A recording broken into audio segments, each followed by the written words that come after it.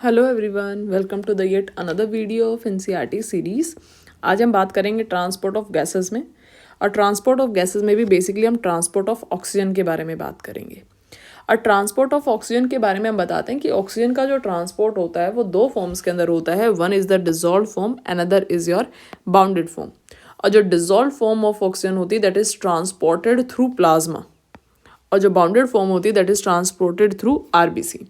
हम कहते हैं कि कितना परसेंट जो होता है ऑक्सीजन जो प्लाज्मा के थ्रू मूव कर रहा होता है और कितना परसेंट जो होता है वो बाउंडेड फॉर्म में जाता है आरबीसी के थ्रू। दैट इज प्लाज्मा के थ्रू जो डिजॉल्व फॉर्म में जाएगा वो 3% जाएगा। रिमेनिंग जो 97% होता है वो बाउंडेड फॉर्म के अंदर ही जाता है। अगर हम आरबीसी के पास बात करते हैं तो हम कहते हैं कि आरबीसी के पास ऐसा क्या है, जो ऐसा कौन सा मॉलिक्यूल या कौन सी प्रोटीन है जो ऑक्सीजन को ट्रांसपोर्ट करने में हेल्प कर रही है।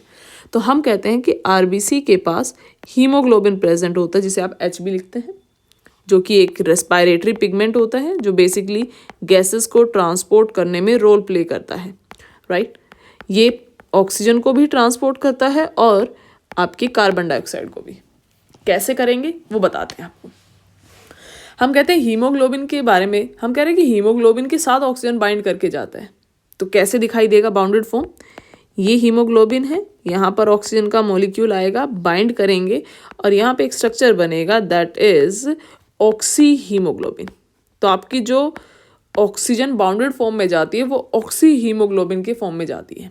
राइट, अब आपको थोड़ा सा पता होना चाहिए, कई बार एग्जामिनर क्वेश्चन देता है कि एक मॉलिक्यूल ऑफ हीमोग्लोबिन जो होता है वो कितने मॉलिक्यूल ऑफ ऑक्सीजन को कैरी करता है। और बच्चे रट लेते हैं इस चीज़ को, कि वो याद कर लेते हैं कि देखो 1 मॉलिक्यूल ऑफ हीमोग्लोबिन जो होता है ये कैरी करता है 4 मॉलिक्यूल ऑफ ऑक्सीजन।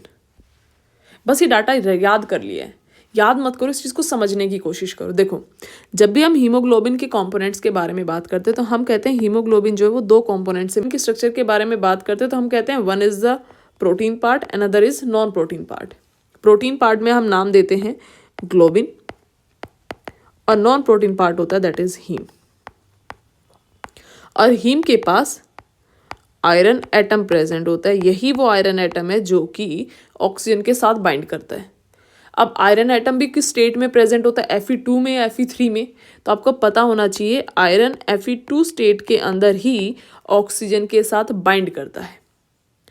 अब सवाल क्या आता है कि भाई एक मॉलिक्यूल 4 ऑक्सीजन को कैरी कैसे कर रहा है? ध्यान से देखना। हम कहते हैं एक हीमोग्लोबिन के मॉलिक्यूल के पास 4 पॉलीपेप्टाइड चेन्स हैं।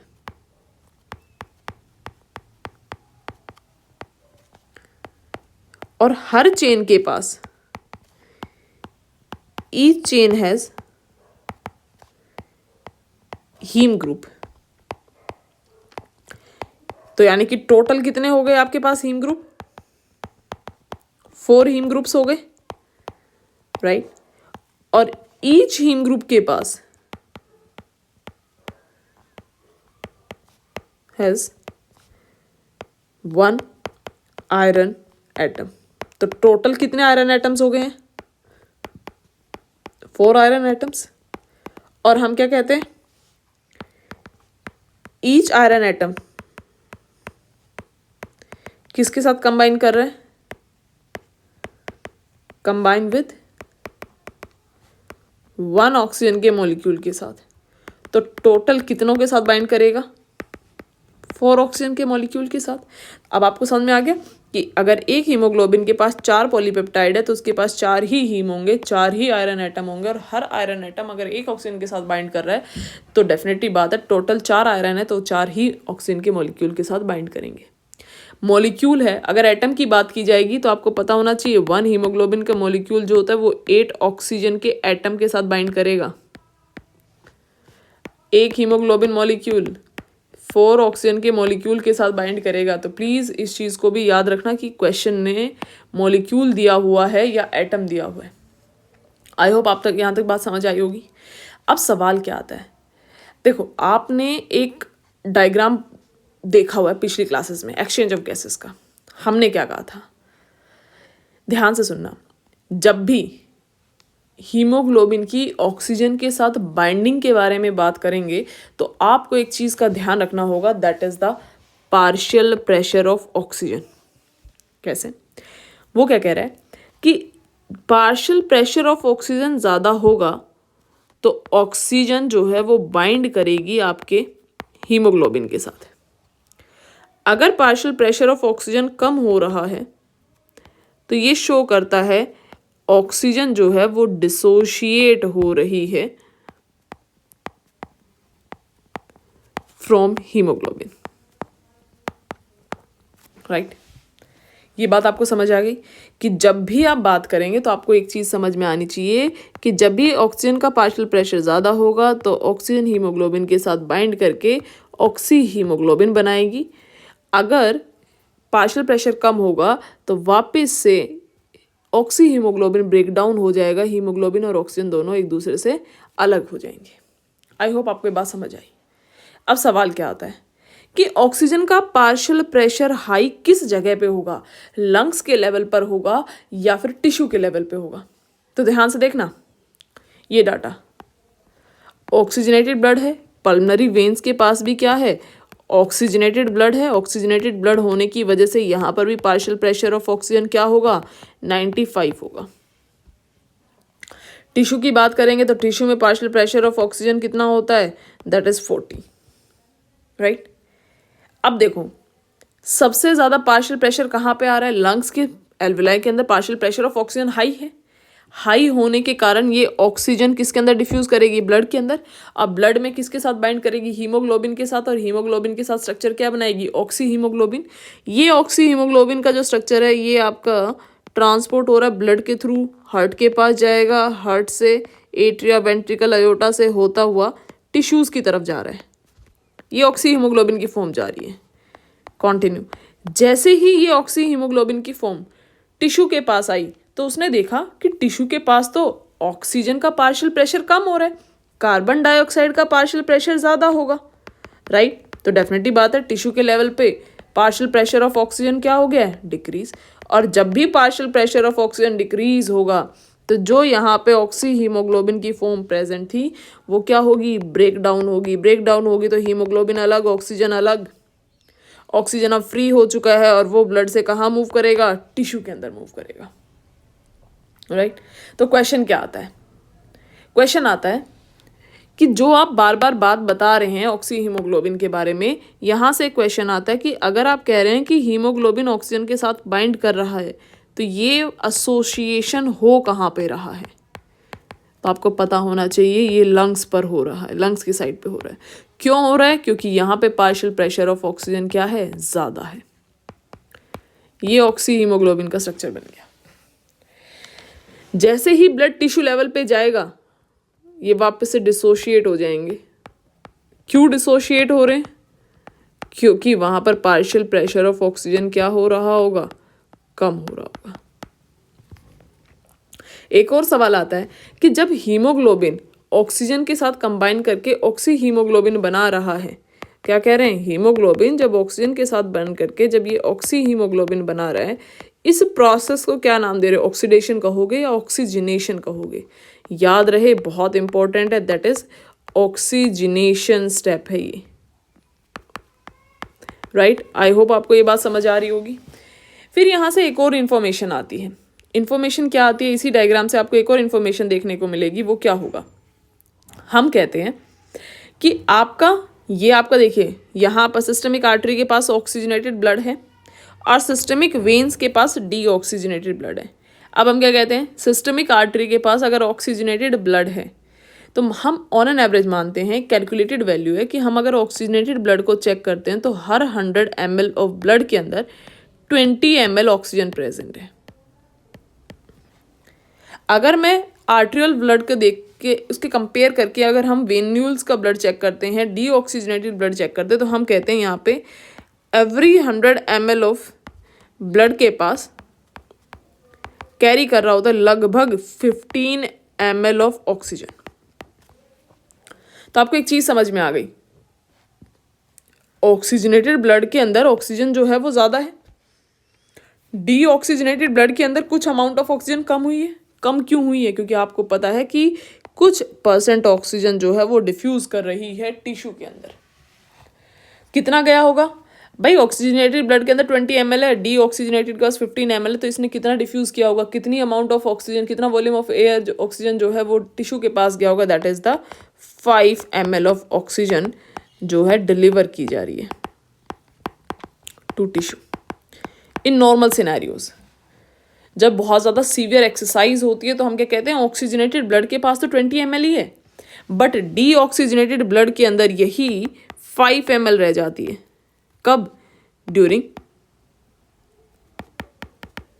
विगरस एक्सरसाइज के अंदर। क्यों ऐसा क्यों हो रहा है? क्योंकि जब आप एक्सरसाइज करते हो तो आपको पता है कि एनर्जी की डिमांड ज़्यादा हो रही है। एनर्जी की डिमांड ज़्यादा हो रही है यानी कि ग्लूकोज का ब्रेकडाउन होना है। ग्लूकोज का ब्रेकडाउन होना है यानी कि मेटाबॉलिक एक्टिविटीज़ बहुत ज़्यादा हाई हो रही होंगी टिश्यू के अंदर। और जब मेटाबॉलिक एक्टिविटीज़ हाई होती है टिश्यू के अंदर तो आपको पता होना चाहिए कि डिमांड ऑफ ऑक्सीजन ज़्यादा हो जाएगी। इसीलिए ब्लड से ज़्यादा ऑक्सीजन कहाँ जा रही होगी? टिश्यू के पास जा रही होगी। आई होप आपको ये बात समझ आई होगी, राइट? अब एक चीज़ और देखिए, हम क्या कह रहे हैं, यही बात हमने यहाँ पे मेंशन की कि नॉर्मल सिनेरियोज के अंदर आप देखोगे 100 ml जो आर्टेरियल ब्लड होता है 20 ml होता है, उसमें डी ऑक्सीजनेटेड ब्लड के पास 15 ml होता है, तो नॉर्मल कंडीशन में 5 ml ही ऑक्सीजन डिलीवर की जाती है टिश्यू के पास। बट ये एक स्टैंडर्ड फिनोमिना नहीं है, फिजियोलॉजिकल चेंजेस के हिसाब से इस डाटा को चेंज किया जाता है। जैसे एक्सरसाइज ज़्यादा करोगे तो आप कह रहे हो कि भाई ज़्यादा ऑक्सीजन की डिमांड हो रही है तो ज़्यादा ऑक्सीजन को ट्रांसपोर्ट किया जा रहा होता है, राइट? इसके साथ एक और चीज़ आती है, कई बार कह देते हैं कि देखो ब्लड के पास ऑक्सीजन भी प्रेजेंट है, ब्लड के पास हीमोग्लोबिन भी प्रेजेंट है, तो अगर मैं जानना चाहती हूँ कि 1 ग्राम ऑफ हीमोग्लोबिन कितने ऑक्सीजन के मॉलिक्यूल के साथ बाइंड कर रहा है तो उसे कैसे निकालोगे? देखो बहुत सिंपल है, हमें ये पता है, ये कैलकुलेटेड वैल्यू है कि 100 ml ऑफ ब्लड के पास 20 ml ऑफ ऑक्सीजन है। सेम 100 ml ऑफ ब्लड के पास हेल्दी पर्सन का लगभग 15 ग्राम ऑफ हीमोग्लोबिन होता है। तो अब आप बहुत आराम से निकाल सकते हो कि अगर मैं चाहती हूँ 1 ग्राम ऑफ हीमोग्लोबिन बाइंड करेगा, 1 ग्राम ऑफ हीमोग्लोबिन जो है ये बाइंड करेगा कितने ऑक्सीजन के साथ? 1.34 ml ऑफ ऑक्सीजन। अगर कोई बच्चा ऐसा है जिससे ये भी कैलकुलेट नहीं करने आ रहा तो प्लीज़ डू कमेंट, मैं उसके बारे में भी आपको डिटेल में बता दूंगी, राइट? ये एक बेसिक इन्फॉर्मेशन थी। अब हम क्या कहते हैं, आपने ट्रांसपोर्ट के बारे में तो बता दिया, इस ट्रांसपोर्ट को आप शो कैसे करते हो? हम एक ग्राफ के थ्रू शो करते हैं। That graph is your oxygen dissociation curve कहा जा सकता है या फिर ऑक्सीजन हीमोग्लोबिन डिसोसिएशन कर्व कहा जाता है। देखो बहुत सिंपल है, जब भी आप इस कर्व को देख रहे होगे तो आपको एक इस तरीके से लाइन दिखाई दे रही है, राइट? इस तरीके के जो कर्व्स होते हैं उन्हें हम सिग्मॉइड या फिर एस शेप्ड कर्व कहते हैं। और ये क्या कह रहा है, देखो इस कर्व को जब भी आप ध्यान से देखोगे तो देखो जैसे जैसे पार्शियल प्रेशर बढ़ता हुआ जा रहा है ऑक्सीजन का, वैसे वैसे हीमोग्लोबिन की सैचुरेशन हो रही है। अब ये क्या चीज़ है, ध्यान सुनना, आपके पास एक हीमोग्लोबिन का मॉलिक्यूल है और एक हीमोग्लोबिन बेसिकली 4 ऑक्सीजन के मॉलिक्यूल्स के साथ बाइंड करता है। तो जब हीमोग्लोबिन 4 ऑक्सीजन के साथ बाइंड कर जाएगा, इस स्ट्रक्चर को आप नाम देते हो फुली सैचुरेटेड। यानी कि अब कितने ही ऑक्सीजन के मॉलिक्यूल्स बढ़ाइए आप, वो हीमोग्लोबिन के साथ बाइंड नहीं कर सकते क्योंकि इसके पास 4 ही बाइंडिंग साइड थी और उन चारों साइड पे ऑक्सीजन बाइंड कर चुका है। That is the fully saturation of haemoglobin, right? अब क्या कह रहे हैं हम कि ये सारे ऑक्सीजन बाइंड कैसे हुआ? भाई जैसे जैसे ऑक्सीजन का पार्शियल प्रेशर बढ़ाते जाओगे वैसे वैसे ऑक्सीजन की अमाउंट ज़्यादा होगी ब्लड के अंदर, और जैसे अमाउंट ऑफ ऑक्सीजन ज़्यादा होगी वो हीमोग्लोबिन के मॉलिक्यूल्स के साथ बाइंड करती रहेगी, राइट? अब इस ग्राफ से आपको क्या पता चलता है, हम क्या कहते हैं कि ये आपकी 50% हीमोग्लोबिन का सैचुरेशन है। तो आपसे सवाल आता है कि किस पार्शियल प्रेशर पे, ऑक्सीजन का वो कौन सा पार्शियल प्रेशर है जिस पर आपका हीमोग्लोबिन 50% सैचुरेट हो चुका है? 50% सैचुरेशन का मतलब क्या होता है हीमोग्लोबिन का? 50% सैचुरेशन ऑफ हीमोग्लोबिन क्या कहता है? देखो ये हीमोग्लोबिन का मॉलिक्यूल है, इसके पास 4 बाइंडिंग साइट्स हैं, पर इन 4 में से सिर्फ 2 ही साइड पर आपका ऑक्सीजन का मॉलिक्यूल बाइंड किया है, 2 साइड पर अभी नहीं बाइंड किया है, दैट मीन्स हीमोग्लोबिन का सेचुरेशन हो गया 50%। तो हम कहते हैं लगभग 25 mmHg के ऊपर हीमोग्लोबिन के साथ 2 ऑक्सीजन के मॉलिक्यूल बाइंड कर जाते हैं, दैट मीन्स कि 50% सेचुरेशन हो जाता है आपके हीमोग्लोबिन का। लगभग हम कहेंगे कि आप जब 75% के आसपास जाते हो, सेचुरेशन देखते हो, तो आपका लगभग 40 के पास आ रहा होता है। यहाँ पर हम कहते हैं कि 75% के आसपास सेचुरेशन हो चुका होता है, राइट, यानी कि 3 ऑक्सीजन के मॉलिक्यूल बाइंड कर चुके होते हैं और लगभग 97 mmHg के पास, ये आपका 90 हो रहा है, 90 के पास आपका हीमोग्लोबिन पूरी तरीके से सेचुरेट हो जाता है। अब सवाल क्या आता है कि अगर मैं पार्शियल प्रेशर ऑफ ऑक्सीजन बढ़ा रही हूँ, इसका मतलब है हीमोग्लोबिन का सेचुरेशन हो रहा है। अब आता है एक सवाल आता है P50 वैल्यू के बारे में आता है। P50 वैल्यू वो है कि वो पार्शियल प्रेशर ऑक्सीजन का जिसके ऊपर हीमोग्लोबिन के साथ 2 ऑक्सीजन के मॉलिक्यूल बाइंड कर चुके हैं, यानी कि 50% सेचुरेशन हो गया है। अब इस ग्राफ को आप देखिए, इस ग्राफ को आप देखेंगे तो आपको एक चीज़ समझ आ रही होगी।